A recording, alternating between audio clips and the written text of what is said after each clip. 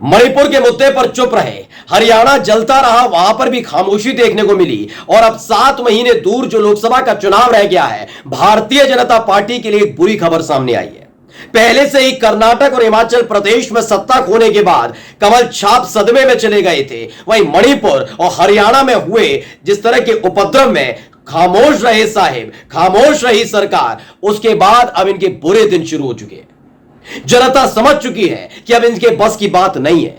कई अलग अलग तस्वीरें अब तक आपने देखी होंगी जहां पर जो कॉन्फिडेंस था वो खुद साहिब का हिला हुआ नजर आ रहा है। वो कुछ और बोलना चाह रहे हैं, कुछ और बोल रहे हैं। यानी कि जो एजेंसीज उनके लिए काम करती हैं, उन्होंने भी साफ तौर पर रिपोर्ट दे दी है कि 2024 का चुनाव आपके जीतने की बस की बात नहीं है।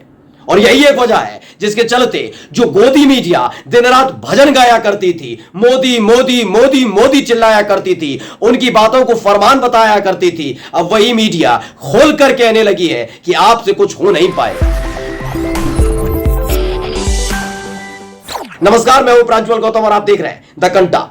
अभी हाल में आपको याद होगा कि आज तक के मंच पर आई थी स्मृति ईरानी। साहिब की कितनी खासम खास हैं, उनकी कैबिनेट में मंत्री हैं, और उन्हीं की कैबिनेट में मंत्री यानी कि स्मृति ईरानी जब मंच पर पहुंची थी तो उनसे सवाल करने वाला भी कोई मोदी विरोधी नहीं था, सरकार का आलोचक नहीं था, बल्कि 9.5 बरस तक गुलामी करने वाले, साहिब की भक्ति करने वाले एंकर थे। एक तरफ सुधीर चौधरी बैठे थे, दूसरी तरफ बैठी हुई थी स्मृति ईरानी। टमाटर के सवाल को लेकर जो सवाल कर लिया था, महंगाई को लेकर जो सवाल कर लिया था, उस पर बुरी तरीके से बिफर गई थी। जेल कांड याद दिला रही थी सुधीर चौधरी को, यानी बहुत बड़ा बवाल हो गया था। लेकिन अब बात केवल आज तक नहीं रह गई है, बल्कि सुधीर चौधरी से आगे अब अगले दफ्तर तक जा पहुंची है।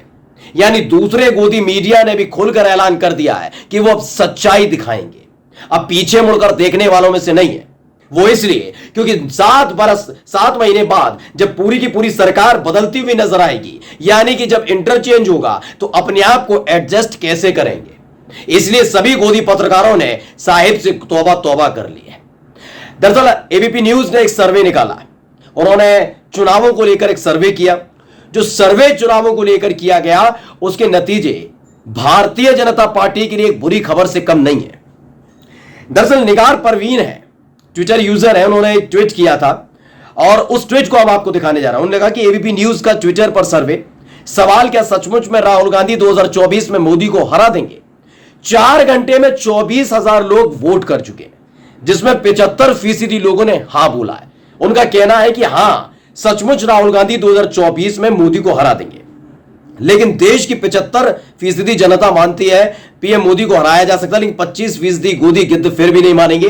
अभी नाले का नोलन इस पर भी एक नई दलील देगा। दरअसल वो आपको दिखाने जा रहे हैं पूरा सर्वे, एबीपी न्यूज का ये सर्वे है जो ट्विटर पर किया गया था। वो बात अलग है कि अगर ये सर्वे गलती से भी भारतीय जनता पार्टी के पक्ष में होता तो आईटी सेल से लेकर बड़े बड़े अंधभक्त तो बीजेपी के वाचाल प्रवक्ता, कार्यकर्ता, नेता, मंत्री, सांसद सब इसे ट्वीट कर देते हैं और बताते हैं यही असली सच है, 2024 में मोदी जी दोबारा प्रधानमंत्री बन रहे हैं। खैर, इसे एबीपी न्यूज ने जब छापा तो अच्छों की सांसें फूल गई हैं। लोग कम जरूर हैं, लेकिन जो आंकड़ा निकलकर सामने आया वो डरा देने वाला है। जो कल तक पप्पू पप्पू चिल्लाया करते थे ना राहुल गांधी के लिए, उन्होंने 2 राज्य में भारतीय जनता पार्टी का खाता बंद कर दिया है। हिमाचल प्रदेश, कर्नाटक, दोनों ही जगह पूरी जान फूंक दी थी, लेकिन दोनों ही जगह हालत खराब हुई। लेकिन सबसे पहले आपको सर्वे दिखा देते हैं और उसके बाद बताते हैं कि ये होगा कैसे अचानक से 1 से 1.5 साल के भीतर राहुल गांधी ने ऐसे हालात पैदा कर दिए। ये यूं कहा जाए कि राहुल गांधी के साथ पूरे देश की जनता खड़ी होती हुई नजर आ रही है। ये ऐसा हुआ क्यों है, ये बहुत बड़ा चेंज कैसे हुआ है, ये हम आपको समझाने की कोशिश करेंगे। सबसे पहले सर्वे देख लीजिए। जो सर्वे है उसमें लिखा गया है जनता का पोल, सवाल क्या सचमुच राहुल गांधी 2024 में मोदी को हरा देंगे? हैशटैग जनता जिंदाबाद ऑन एबीपी के साथ कमेंट करें अपनी राय व सवाल। दरअसल इनका कार्यक्रम आता है जनता जिंदाबाद, उसको जब करने जाते हैं उससे पहले एक सवाल दिन में डाल देते हैं, यानी जब वो शाम को कार्यक्रम हो रहा होता है उस वक्त यही सवाल एंकर उठाते हैं। तो इसमें था हैशटैग जनता जिंदाबाद के साथ कमेंट करें अपनी राय व सवाल। ज्ञानेंद्र तिवारी जो शो करते हैं उन्होंने ये सवाल रखा था, रखेंगे आपकी बात। पब्लिक डिबेट का सुपरहिट शो जनता जिंदाबाद शाम 6 बजे, शाम को 6 बजे एबीपी न्यूज पर आता है। उनकी तरफ से एक छोटा सा सर्वे, ये मतलब ये केवल एक शो के लिए था कि एक सवाल पूछ लिया, रैंडमली एक सवाल पूछ लिया गया कि क्या दोबारा से बीजेपी आएगी कि नहीं आएगी। एक रैंडमली सवाल था, लगा नहीं था, शायद लगा इनको भी नहीं होगा कि इतना अच्छा नतीजा आ सकता है, वो भी किसके पक्ष में, कांग्रेस के पक्ष में, राहुल गांधी के पक्ष में। लगा होगा कि भारतीय जनता पार्टी के गुणगान गाए जाएंगे, मोदी को लगातार कहा जाएगा वही बनेंगे, वो तो विश्वगुरु बन भी चुके हैं मीडिया की नजर में, तो कहा जाएगा कि नहीं, और राहुल गांधी को लगातार पप्पू कहा जाएगा। लेकिन हो उल्टा गया भाई। हो क्या गया? हो यह गया कि इसमें बताया गया कि क्या सचमुच राहुल गांधी 2024 में मोदी को हरा देंगे। इसमें कहा हां, 75% लोग मानते हैं कि वाकई राहुल गांधी ने ऐसा माहौल खड़ा कर दिया है कि अब मोदी का टिकना बड़ा मुश्किल हो गया है। और कैसे हुआ है वो हम आपको समझाएंगे। 25% लोग कहते हैं नहीं नहीं, ये मुमकिन नहीं है, मोदी को नहीं हरा पाएंगे राहुल गांधी। लेकिन अब यह संभव कैसे हुआ, सुनिए। आपको याद होगा कि पिछले साल किस तरीके से दक्षिण भारत से लेकर उत्तर भारत तक के लिए एक यात्रा का ऐलान किया था, भारत जोड़ो यात्रा राहुल गांधी ने ऐलान किया था। दक्षिण भारत से जब शुरुआत हुई थी तो आईटी सेल से लेकर बीजेपी की महिला कार्यकर्ता, नेता, सांसद, विधायक तक गंदी गंदी फब्तियां कस रहे थे। जो महिलाएं उनके साथ राहुल गांधी के साथ चल रही थी उनको एक गंदा बोला जा रहा था। यानी एक एक करके जो चेहरे, शराफत के चेहरे पड़े हुए हैं, संस्कृति, सनातन परंपरा, स्वच्छता, हम बहुत अच्छे हैं, ये तमाम चीजें जो महिलाओं का सम्मान करते हैं, उनकी महिला कार्यकर्ता ही बदतमीजी कर रही थी। उन महिलाओं के बारे में गंदगी उड़ेली जा रही थी या उगली जा रही थी जो राहुल गांधी के साथ चल रहे थे।